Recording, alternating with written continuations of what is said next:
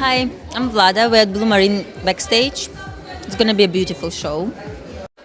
Hi, my name is Nijana. I'm from Ukraine. Hello, my name is Tanya D and I'm from Maryland. I'm 18 years old. 86 runways.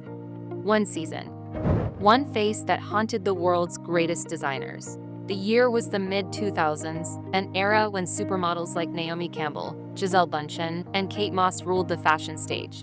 The lights flashed, the cameras clicked, the crowds gasped. But then, a new presence emerged. She wasn't loud. She wasn't scandalous. She didn't chase the spotlight. Yet the moment she stepped onto the runway, time seemed to stop. Her porcelain skin, wide eyes, and ethereal walk created something unforgettable, something almost unearthly. Her name was Vlada Roslyakova. And this is the untold story of how a quiet girl from Siberia became one of the most haunting legends of the runway. Before she was Vlada Roslyakova, the world knew her as Elena Vladimirovna Roslyakova, born in 1987 in the industrial city of Omsk, Siberia. This was a time when Russia was still reeling from the collapse of the Soviet Union. The economy was fragile, opportunities scarce, and families like hers lived with modest means. But from this landscape of hardship emerged a girl whose features didn't seem to belong to this world. Porcelain skin, wide, glass-like eyes, a delicate frame that would later draw comparisons to porcelain dolls and ethereal beings. Even in her teenage years, there was something about her presence that couldn't be ignored. It wasn't long before local scouts noticed. A chance encounter with a modeling agency in Russia opened the first door.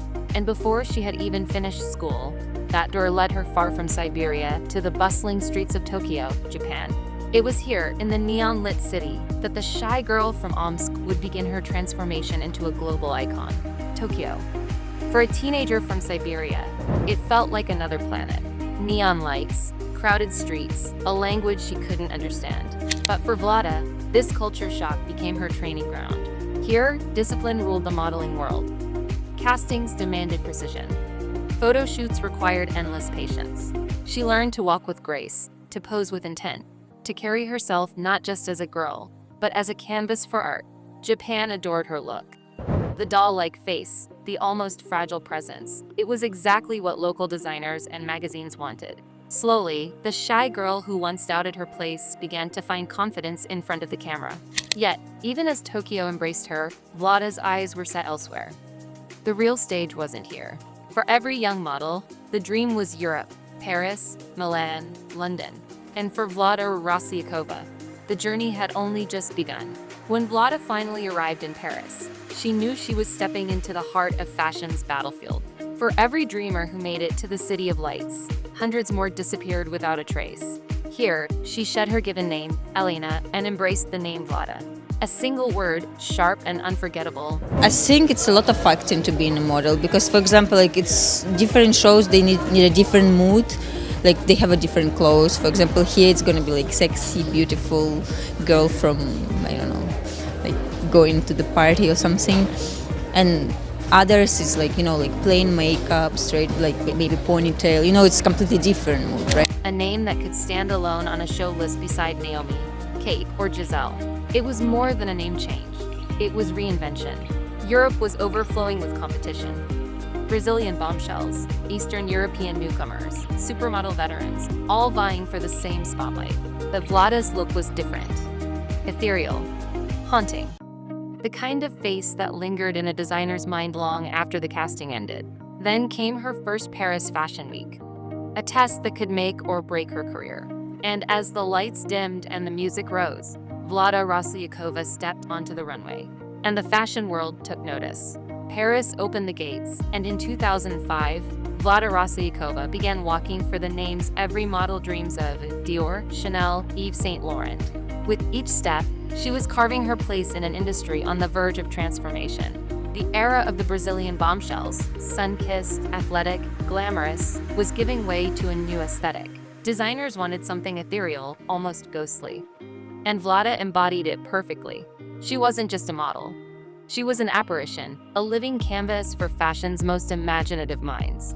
Then came 2006, the season that cemented her legend.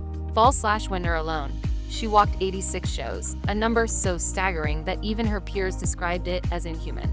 From New York to Milan, from London to Paris, Vlada was everywhere.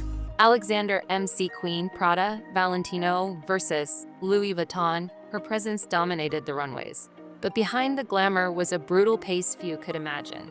Castings that stretched from dawn to nightfall. Fittings in hotel rooms until 3 a.m. endless flights.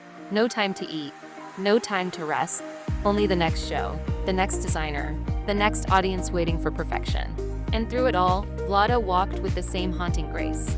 Season after season, the girl from Siberia had become fashion's unstoppable force. Runways gave her visibility, but campaigns and covers made her unforgettable.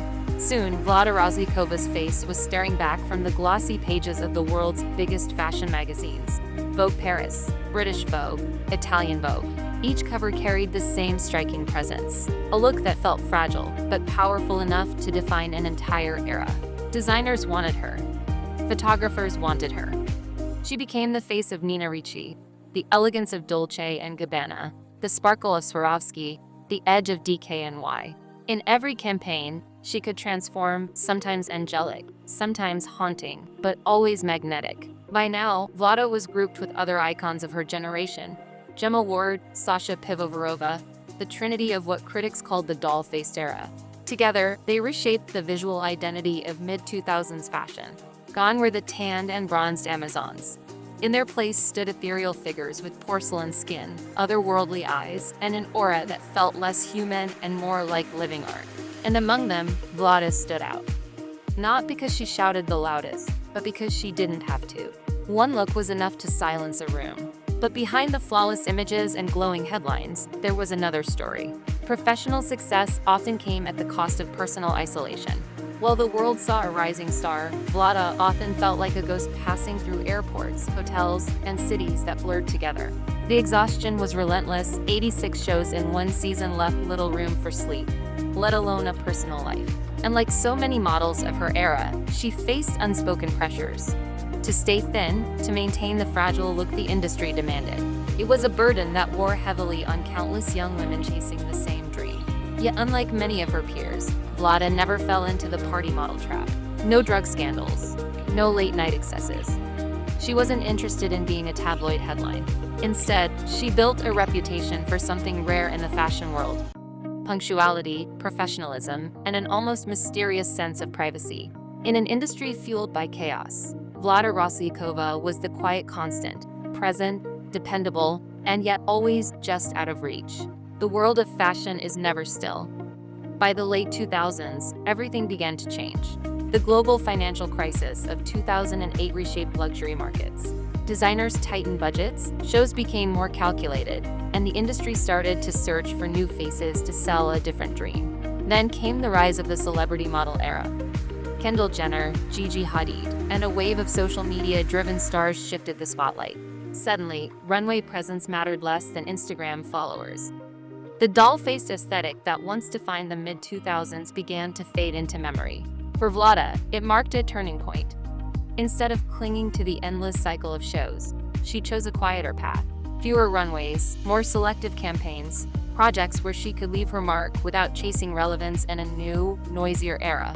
Eventually, she moved permanently to America, stepping out of the fashion capital's spotlight. Not with scandal, not with spectacle, but with the same quiet grace that had carried her from Siberia to the world stage. Time moved on, but Vlada Roslyakova never truly disappeared. In the 2010s, nostalgia for the mid-2000s swept across Tumblr, Pinterest, and later TikTok. A new generation stumbled upon her haunting runway clips and Vogue covers, and once again, her image spread like wildfire, this time in the digital age. Even the fashion establishment acknowledged her impact. Vogue Paris named her among the top 30 models of the 2000s, cementing her place not just as a fleeting face, but as part of fashion history. Her legacy isn't measured in scandals or noise. It's in the imagery she left behind, in the designers who still reference her ethereal presence, and in the countless fans who rediscovered her long after she stepped away from the spotlight. Because sometimes, the quiet ones leave the loudest mark. And as the lights dim on her story, we're left with that unforgettable image. Vlada Roslyakova's haunting eyes, drifting down the runway, before fading gracefully into the life she chose for herself.